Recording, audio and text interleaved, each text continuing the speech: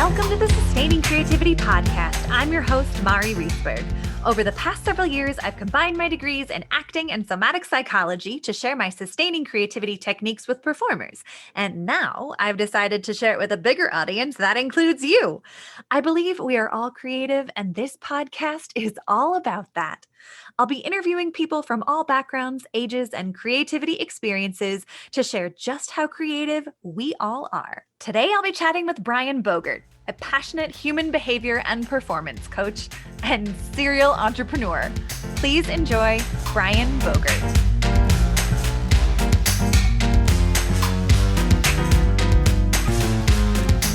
Welcome to the Sustaining Creativity Podcast. Today, I am here with Brian Bogert. He is a human behavior coach and serial entrepreneur. Welcome to the podcast. I'm happy to be here. This is going to be fun and creative, I'm sure. I am sure, as always. I'm super excited to chat with you about creativity. And before we dive into all of that, let's just take a couple minutes to let our listeners know a little bit more about who you are and what you do. Perfect. So who I am, I have to start with I'm a husband and father first. Those are my two most important roles, and there's a whole lot about who I am that'll get unpacked in this discussion. But if you'll indulge me for a minute, I actually want to give you a glimmer into who I am and what I do through a story. So if everybody would just close their eyes for 1 second, unless you're driving, of course, while listening to this, please keep them open. Yeah. But outside of that, close them. I'll tell you when to reopen in just a second. I want you to imagine going to a store, having a successful shopping trip, and heading back to your car thinking you're going on with your day and moving forward. And as you get to your car, you turn your head and see a truck barreling 40 miles an hour right at you with no time to react. Go ahead and open your eyes.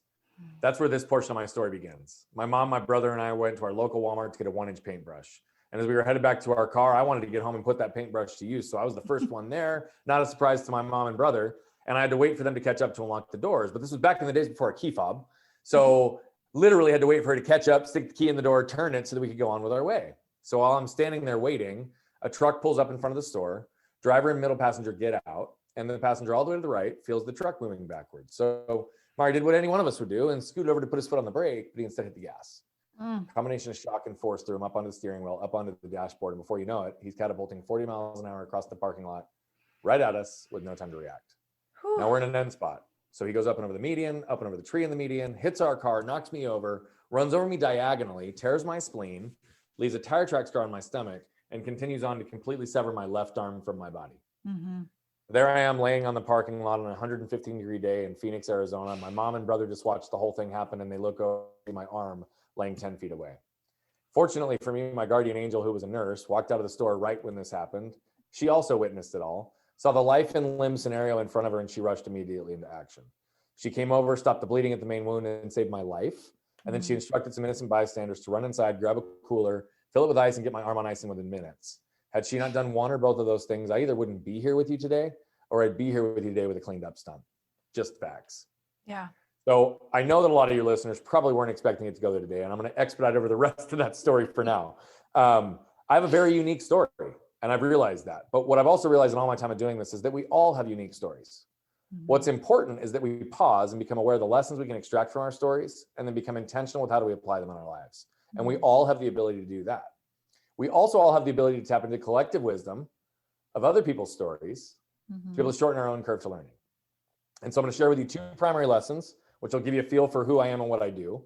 The first is I learned not to get stuck by what has happened to me, but instead get moved by what I could do with it.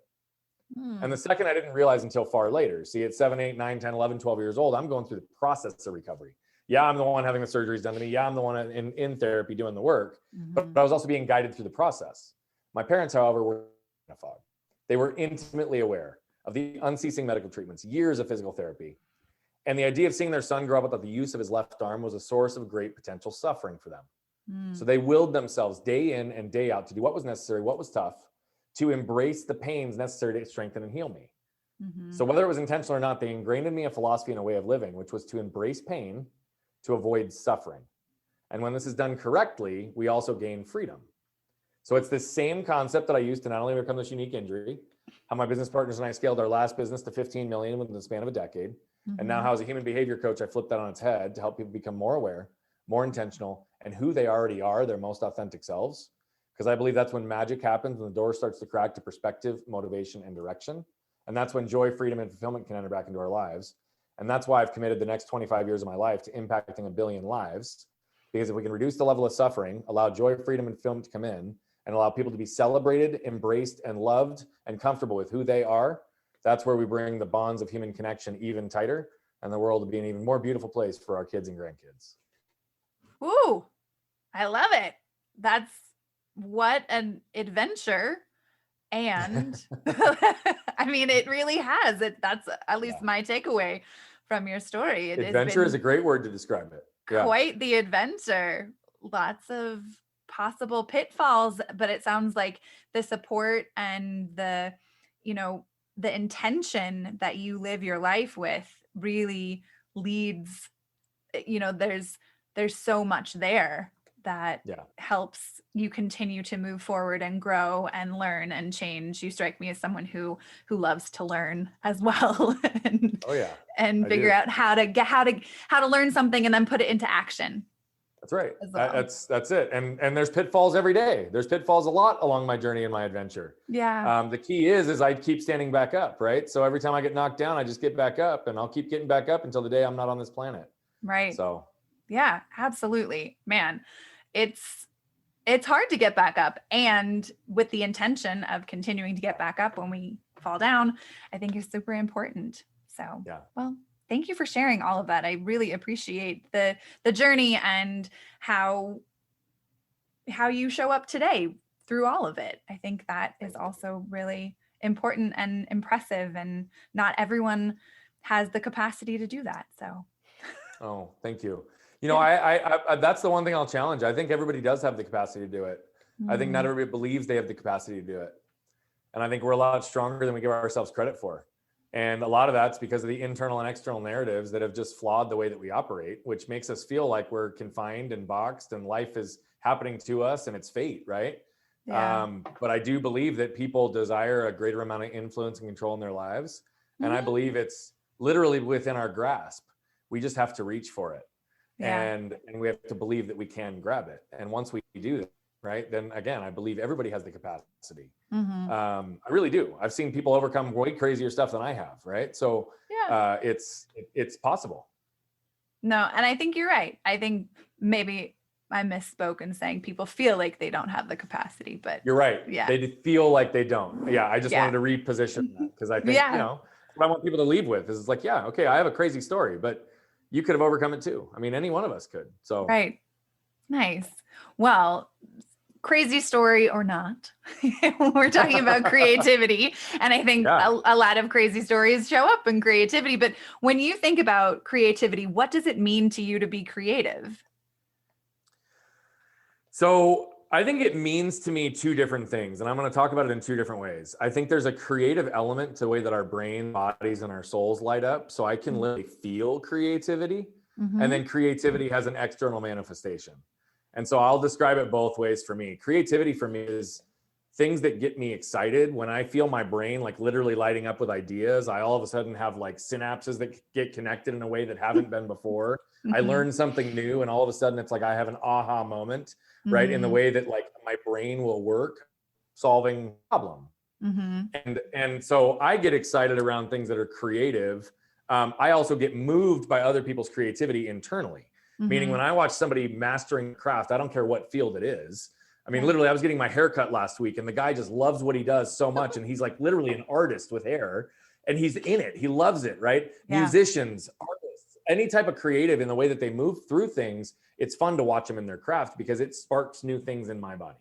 The external manifestation of creativity for me, I said this to you when we were quickly getting to know each other before the call, is I really viewed myself as creative, right? And I always kind of like leaned on this idea that, well, I'm really not that creative. I'm not that artistic. I don't play instruments, right?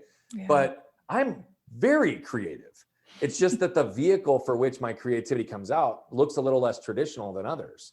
And so for me, what I never really recognized is I've been speaking on stages since age 7 because I have a unique story, right? I have an ability to use words to be able to paint a picture, reach into people's bodies, touch their hearts, right? And then be able to leave them with something that they've got perspective, motivation, and direction that guides them somewhere else. That takes creativity. I have to figure out how to craft my words and move my energy and focus on vocal connotations and body language in a way that connects with people, not just as having words come out of my mouth. And so it's a really dynamic process. And what translated to in the last 5 years is my creativity as a content creator. I didn't think about it as a content creator, right? I thought about it as I'm speaking into a camera in a way that I'm giving lessons and all those things. But the more I've spent time with it, the more I start to realize, no, there's a really creative angle to the way that I can approach how I do content creation, whether it's virtual or in person, in a way that connects. And so that's how, for me, my work is also a manifestation of my creativity. Yeah. And I get free when I'm creative, which is super fun. I love that. I love the kind of rediscovering parts of your creativity or being introduced to them for the first time and recognizing, wow, I am way more creative than I gave myself credit for or thought I was. So I think that what a gift, what a beautiful moment to recognize and take that further. And it sounds like that's what you're doing now. And you briefly, before we started recording, were mentioning how in previous businesses, creativity was stifled. And I'm curious how you have faced creative challenges or blocks with your creativity. Yeah, so I didn't really face it head on for a long time because I didn't believe I was creative. And I didn't realize that I was being stifled in my creativity until I had the perspective in a different way, right? So that's the interesting thing is I've always been a really creative problem solver, but I didn't really view that as creativity, right? It's just, I was like, oh, this is just how my brain works, right? I can see a problem and understand how to like build it. And then as a visionary in business, because that's one of the roles that I typically play, is I can see the end and I can reverse engineer it into steps in a way that our teams can deploy on stuff. Again, I didn't really give credit to the fact that that actually is creativity as well, because I can create a future that doesn't exist and then create steps that we can manifest it into reality. That is creative. But again, I always viewed creative based on how I identified it with what the world told me, which was musician, artist, writer, right? Like the traditional creatives. And that's just not me. And what's interesting is I believe that what stifled my creativity was not that I was in a different business or in something that wasn't fulfilling it. I think it's that I wasn't 100% calibrated and aligned with who I was in a way that I could freely express who I was to the world. Yeah. Right. And so like we're born as our most bright, authentic, burning light. I look at my daughter and my son. My daughter's 5, my son is 7. Right. And you look at even the creativity that comes out of kids, just the rawness. Right. Oh my gosh. And they just create on the fly. They'll make up songs. They'll draw pictures. They'll my daughter, before she could write, would literally write out paragraphs that were just scribbly lines. And then she'd come tell me on the card what it meant. She could on the fly be creative. Oh yeah. Right. And authentically who she is. But then the world, what does the world do? Parents, teachers, coaches, employers, it's like, well, no, you should do this. You shouldn't do that. You should do this. You shouldn't. And all of a sudden we get funneled down into this box that the world's going to accept us, which in a lot of ways stifles who we are, but also stifles our creativity. Yeah. Well, I fit into that box for a long time. And there was a lot that I had to unpack to get out of it. But the reality of it is the further away I move from the traditional path to success that the world has defined for us, and the more I lean into my raw gifts, my raw talents, the things that bring me energy, excitement, invigoration, fulfillment, joy, all the stuff that I talk about, I want other people to experience what I feel. I also get more creative. Right. So when I'm free to be me, my creativity flows. When I'm not free to be me, the creativity has an inherent block. So that's something that I've witnessed, and I see it with clients that I work with as well. Yeah. Focus on clients to help them become more creative. But when we get them out of their own way, they just inherently create problems for their business, creating solutions for their associates, business structure they haven't done, focusing on new ways to build their relationship with their spouse. Legitimately, all of a sudden, these blocks that we have start to be removed. And all of a sudden, it's like, oh, I can see a path now. That's been fun to experience. Yeah, I bet it is. Working with clients that I work with, it's great to have them recognize that authentic truth within them and tap back into that creative spark that inspired them as a kid or as an adult, and how it shows up in their life. And when that happens, how it kind of sifts through blocks and challenges or that narrative that we have. Oh, I'm not an artist. or I'm not creative because I don't play a musical instrument, I don't paint, I don't write, etc. So 100%. Or because the world thinks that writing and the creative elements aren't going to actually suffice for what the world needs. And so we literally condition that out of people. I mean, I've worked with folks that literally loved to write, and their parents were like, no, you're not going to be a writer. You're going to go in business, or you're going to do this. And so they just stop writing, and they don't rediscover it until they're in their 50s or 60s. And all of a sudden it's like, they just get this excitement back in their life because it's this creative lens that brings them alive, and they've just denied it their whole life because it wasn't an approved path. Yeah. Right. And so that's the other thing too, is it's like, focus on the stuff that gets you excited. Totally. And who cares? I mean, rebuilding motors, designing stuff in CAD, like building technology, those are all creative outlets, but we don't always think about them as creative outlets. Exactly. When we think of architects building buildings or constructing something, how much creativity goes into that? You're creating a vision and all of that. And so, but we don't, or society doesn't view it as that creative career or that. Or, you know, I think the typical response is also like, oh, well, what's your fallback? It's like, no, exactly. This is my joy. This is what I'm doing. Totally. Yeah. But even those subtle pieces kind of embed that, like, it's not, you don't have permission to be who you are and turn into what you want. And so then what is that? You pull back into a shell and you stop being, because this isn't what the world's going to accept. Right. But I'm finding the more we can be who we are, the more we can embrace that, the more creativity we have and the more connection we have. It's just, it all flows together. Absolutely. And I believe that the more we know ourselves and have that connection to ourselves, the more we have the ability to share it with others and show up more authentically as well. So I'm picking up what you're putting down. I like it. Awesome. You're smelling what I'm stepping in. I love it. Yes. Well, you spoke briefly about, being at Walmart and buying a 1-inch paintbrush, but I'm curious, as a kid, what's your earliest memory of being creative? You know, that's a good question. I would tell you, I remember there's a lot of my life window that just is blocked out because of PTSD, to be perfectly honest. Yeah. But I remember, I always liked girls, and I always liked to do things that were creative. And so one of my favorite things that I used to do would be to dress up in all different outfits, right? Mm. And I would try to do that with my girlfriend at the time. When I was like 2, right? And when I was like 2, I told her that I was going to buy her a minivan, because this was back in the 80s when minivans were all the rage. And precious. Yes, I love it. But like the creative element in that was like, I just really liked envisioning alternative realities by dressing up and acting as a character. And so I used to like act, if you will, when we were just in playtime. Mm-hmm. And then I always liked creating and doing things like with my hands, with like Legos and Play-Doh. And so I remember those things at like 2, 3, 4 years old. And those are probably the things that I enjoyed most at that time, was just having an outlet. Right. Yeah. So I love it. I love the dress up. But I think that was a huge piece of my childhood as well. Like getting to put on the fancy clothes or the goofy, silly clothes and becoming a character, or let my imagine take me away. And so totally. I love it. And you strike me as someone who's easily inspired by lots of things.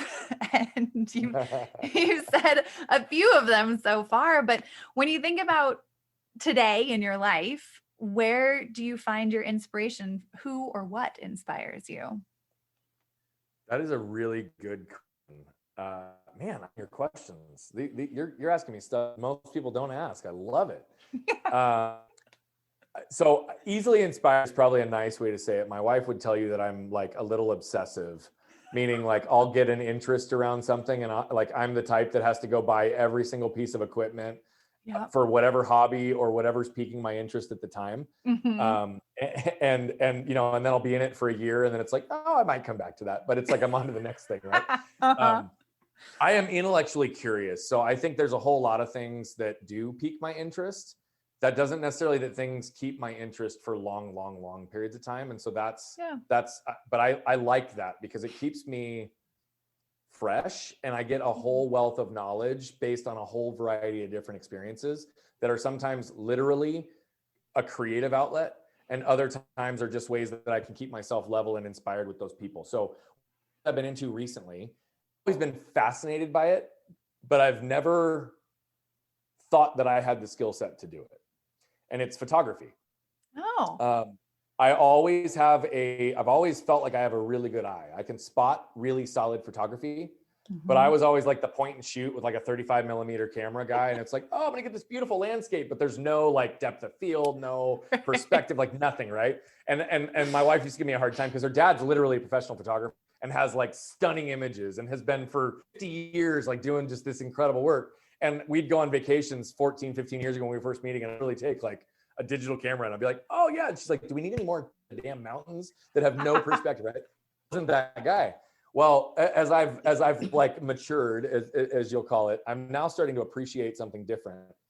And so I've been playing a lot with photography, and I had one of the most unique experiences in Hawaii for our 10-year anniversary in December, where I spent almost our entire trip behind the lens. And it was really cool over the progression of 10 days to see the difference in where and how that modeled over a 10-day period, putting something into practice, having studied it from a videography standpoint to understand lighting and depth of field and, you know, aperture, I mean, all the stuff that like I needed to understand. I'm far from an expert, but now I'm like, oh, this is this.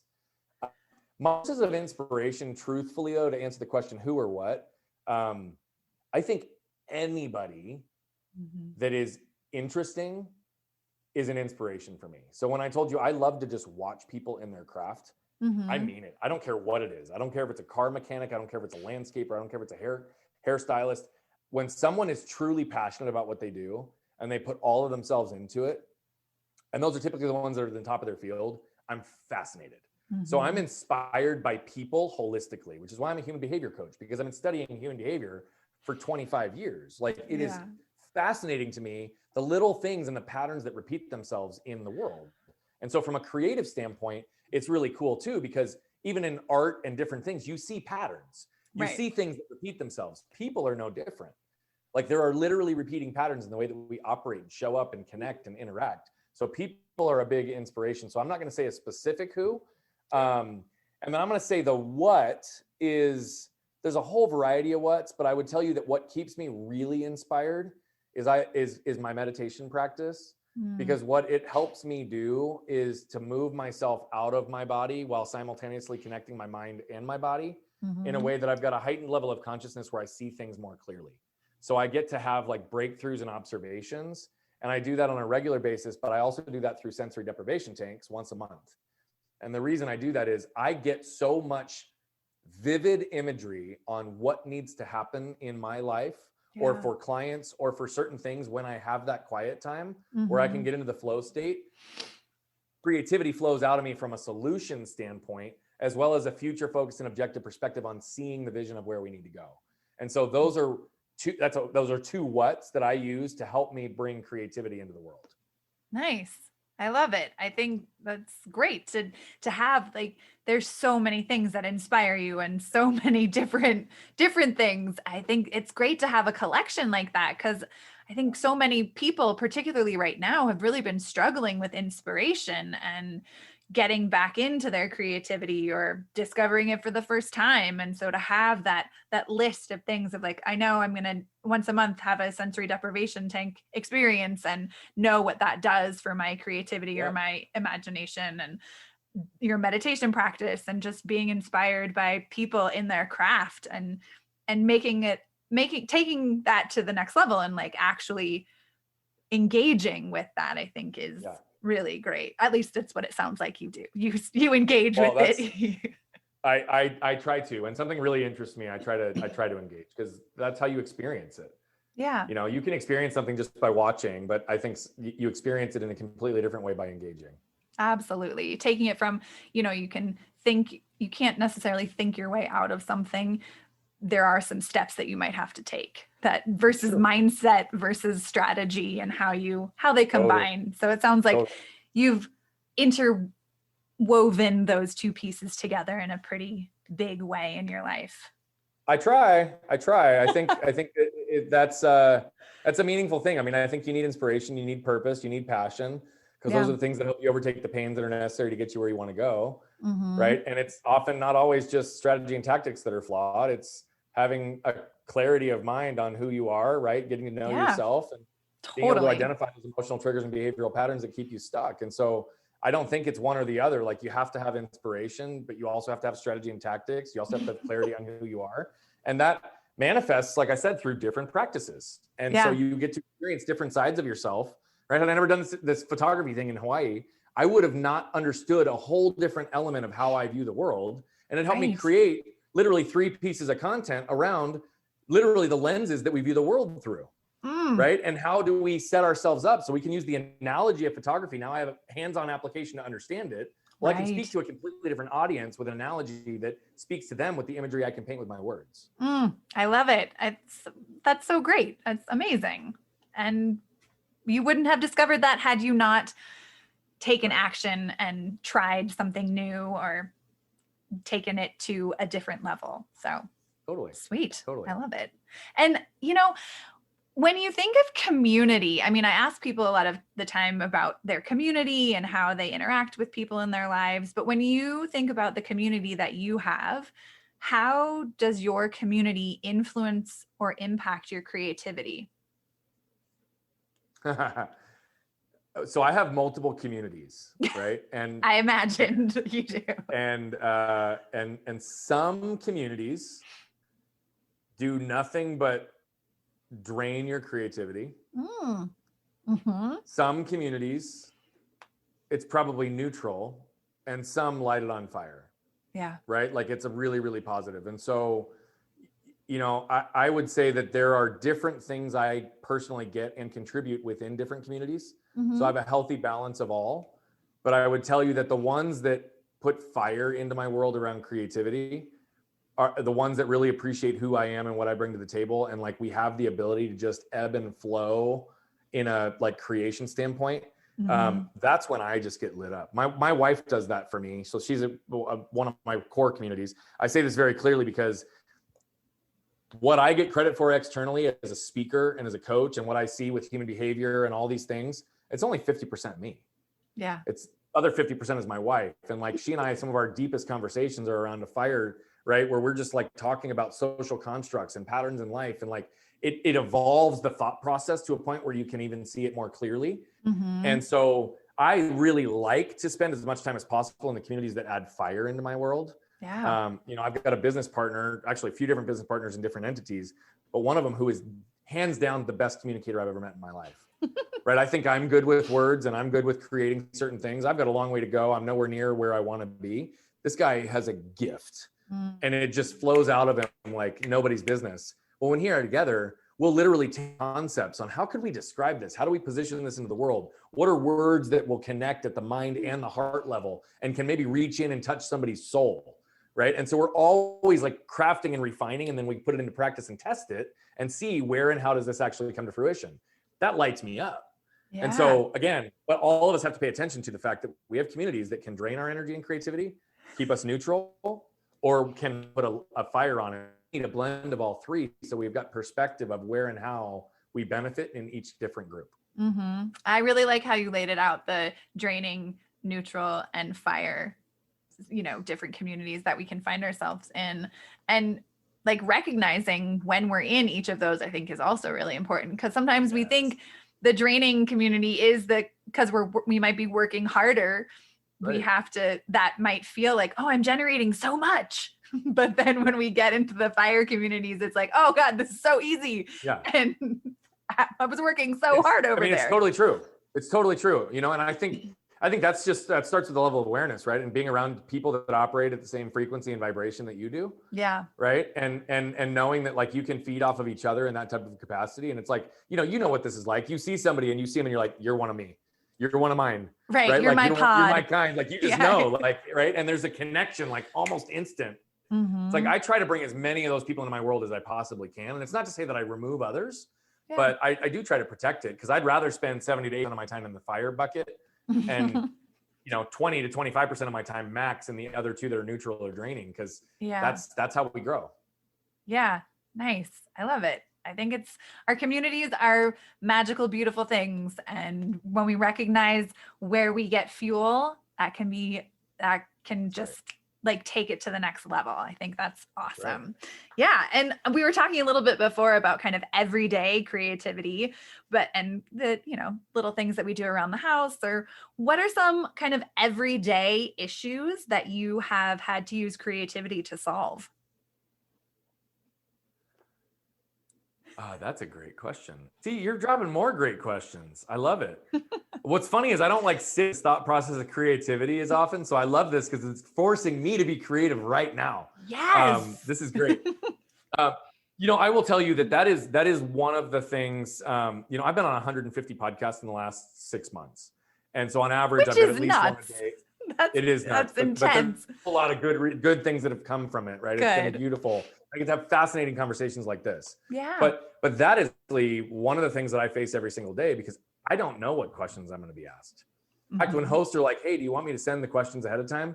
2 things happen. One, I'm like, no, I don't, because I don't want to see it. And 2, I'd rather have it be organic and raw, because if you told me these are the questions and I came in prepared, you don't get the most authentic me that's coming out.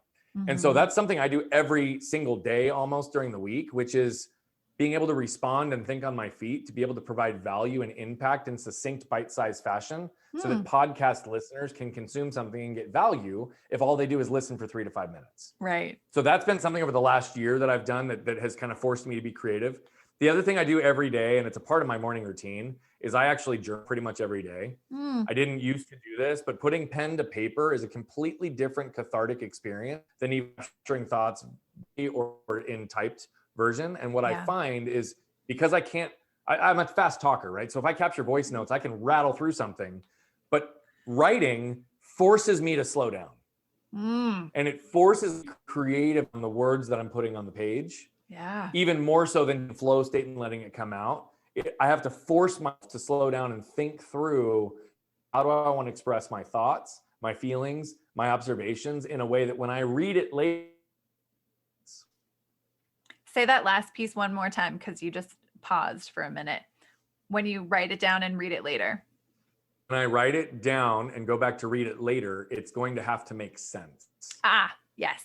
No. I could literally just flow and try and scribble and all these things, but if I felt to slow down, I have to be intentional with my word choice versus just letting it flow through me, right? And so that's a creative outlet, because it's a different form of communication than I typically use, and so writing forces me to think and communicate differently, which is creative.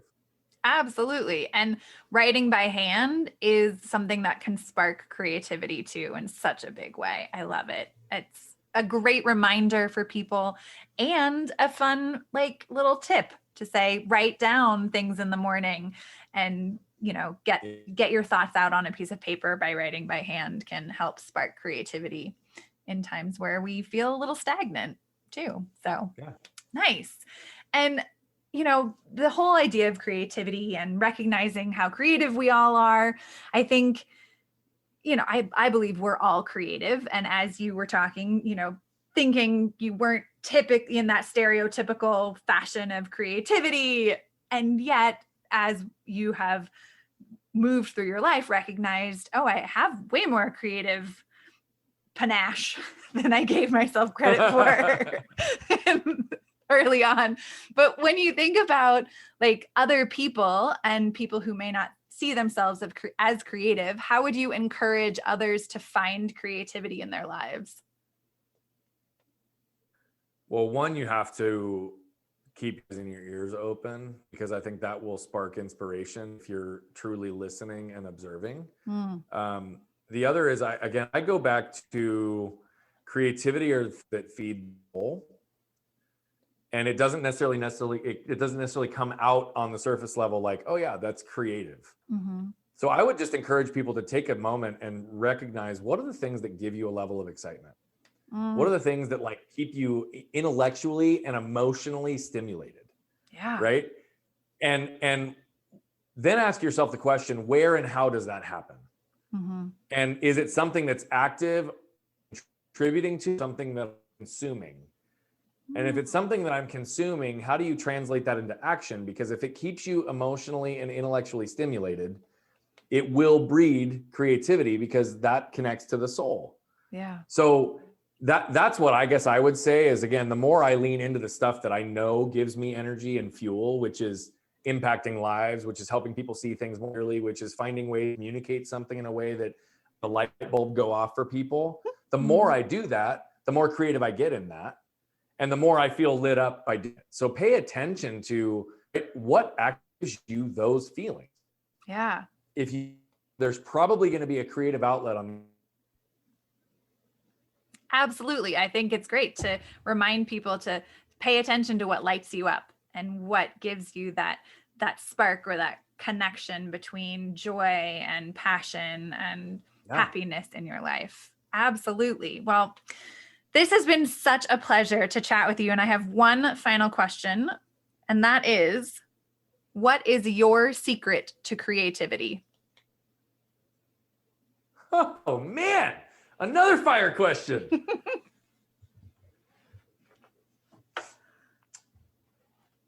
I think my secret to creativity at this point is a combination of trust and surrender. Ooh. I think so often when I felt stifled, it's because I was stifling thought and creativity and energy because I didn't think that it fit, or I didn't think that it was worthy, or my shame triggered me, what have you. Mm-hmm. And so, there would be observations I would see from an intuitive side, right? I read people well. I read them better than I do on screen, but I see stuff that for a long time I convinced myself I wasn't seeing because it didn't seem like that was, or that it was creative. Right. And I trust and surrender to what I'm feeling, what I'm seeing, what I'm thinking, what's flowing through me is real. It is relevant. It is credible. It is applicable. And I just let it happen. I'm more creative as a result. So my secret is trusting and surrendering to what's happening right in front of me. Oh, so good. I love it. It's so important. I think the secret of creativity is trust. So I won. I got a checkbox on that. Yeah, checking off the box. Well done. I passed it. You've succeeded in creativity. Oh my gosh. But this has been so much fun. And if people want to learn more about the things that you do, how would they get in touch with you, or what do you have coming up? Yeah. So Bogert.com is my website.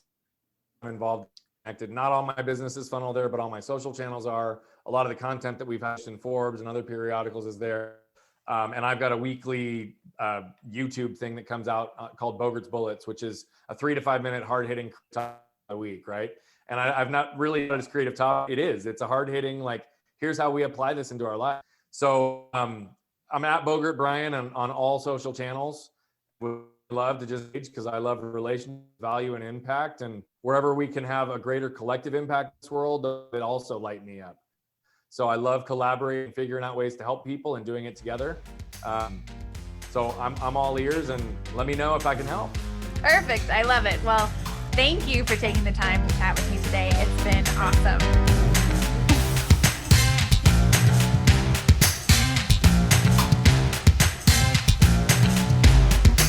Thanks for listening to the Sustaining Creativity Podcast. We'd love to keep in touch, so follow us on Facebook and Instagram. We are at Sustaining Creativity. Make sure to subscribe to the podcast wherever you listen to podcasts. Tag your friends and family so they can listen too. We love to hear from you, so leave your reviews, comments, and questions. Check out our website, sustainingcreativity.com, for upcoming offerings and creativity coaching. Tune in Tuesdays for our next episode. And remember, with creativity, anything's possible.